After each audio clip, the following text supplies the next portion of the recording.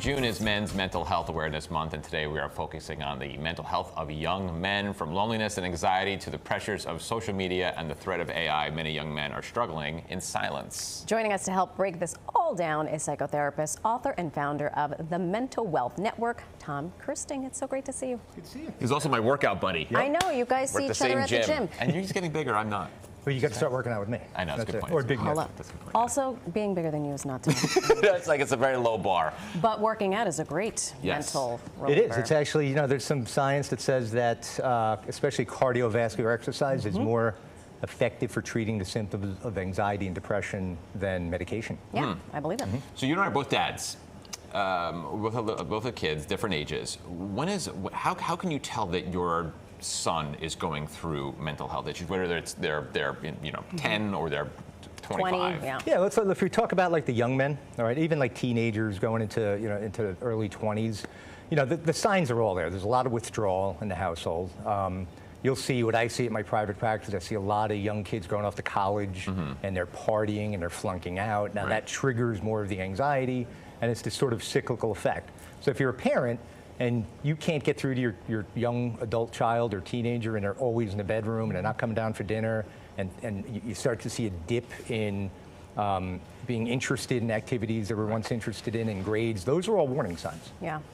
I think, you have two boys, I have two boys. What are you seeing that is the most concerning when it comes to young people and those signs? Because I too have my youngest son, like, they're both athletes, but then they'll be in their room and I'm like, is everything okay? But I have an open door policy. Yeah. And I tell them therapy is here when you need it.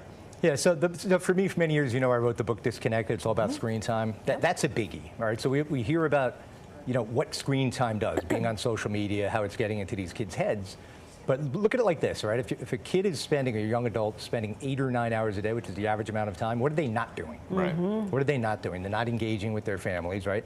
A lot of these kids I see a big, huge trend in marijuana use, which is really bringing young people down. They can't see it.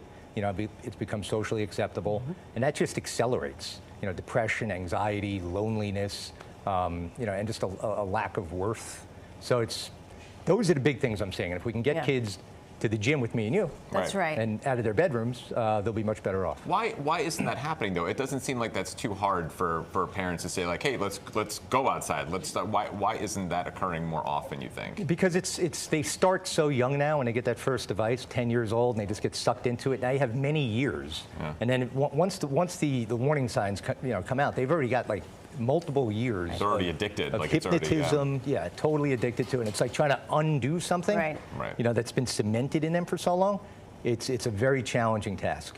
I wonder if we could talk about the family and the parental dynamic, because last year said to my sons, I was like, oh my gosh, I am doom scrolling. And I don't even realize I'm doing it, and I myself am addicted to it, and I'm a fully fledged, my frontal cortex is good, yours is not.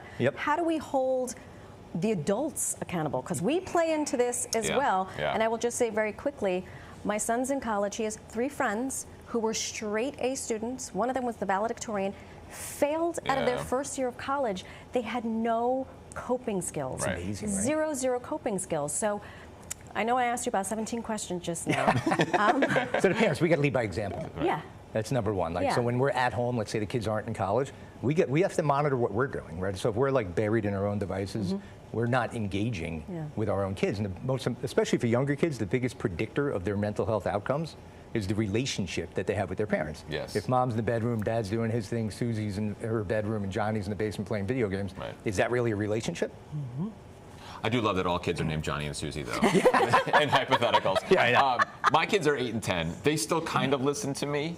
When they get older, you're the last person they want to hear from. That's exactly right. But how do you start young and be like, I'm a good example for you, or like if you didn't and you want to pick up where you are and they're 16, 17 years old and they don't listen to you at all, and you're like, I'm just trying. How do you get through to them? So this is what I said, we're their mirror, and we're the ones that have been talking to them for all these years, right? So what I tell parents at my office all the time is we have to think about how our kids are interpreting what we're saying to them. Not just, did you do your homework? Make sure you apply to college. Because they feel like they're being talked at. So what I tell parents is talk with your kids. Instead of make sure you do this, make sure you do that, to say, hey, listen, how's the college search going? Yeah. Right. You know, how's your homework going? You know, I'm proud of you. Yeah. Like little things like that. And they're going to be much more receptive to that. But effort, like it's easy to say do this, do this, do this. I think like actually putting in the work, putting in the effort, and actually like caring. Like you gotta like your kids. And when I get with the young guys I see at my office, right, there's a lot of resistance, Yeah. like a lot of oppositional young? defiance. I'm talking 16, 17, Yeah, 18, yeah. sometimes early Yeah. 20s. And I tell them, listen, your parents, I know your parents drive you crazy. What's their intention? Yeah. Their intention is to help you and guide you. Keep that in mind. Right. I will sit with my younger son who's still in high school, and I'm like, listen, dude, I know you're doing calculus right now. I don't know calculus, but I'm just going to sit next to you because you need a warm body to Yeah. just, and literally by virtue of just sitting next to him, I'm like, I'm so happy I never have to do that again. But some of the other homework, he Yeah. can go into AI. How is AI affecting? Yeah, you know, we Our keep young hearing folks. about AI, Yeah. right? And we don't really quite know yet. Are there going to be any jobs out there? So what I tell people is we don't want to not do something out of fear of what might happen. Just arrive every day. Like put one foot in front of the other, have a game plan, go for it, and you'll find your path. Don't sit back and just wait and cross your fingers and say, well, maybe I shouldn't do that. AI is going to take over every job in the world.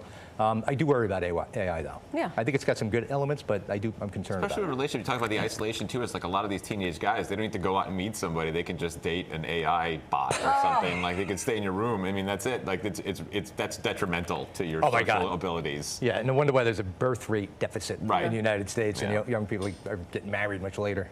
We could talk to you for hours. Can you give us one nugget that our viewers can take away with this weekend, that if they have children, especially young men, what they can do? One thing that they can So do one this thing, so I'm weekend. working on something. I'm going to be launching something called the Mental Wealth Network. We hear about mental health, and what do we think of? Anxiety, depression, all these bad things. When you hear mental wealth, you think of something positive. So we've been viewing mental health as something that we have to manage, right, and try to fix. Mental wealth is building, and that's on a daily basis. You know, taking these time outs to reflect, use attitude of gratitude, sit in silence, think about what you have, and build yourself up from the inside out. Instead of trying to fix, we're building. Love it. Love it. Thank you, Tom, very much. Appreciate it, man. Thanks. May we all build this weekend.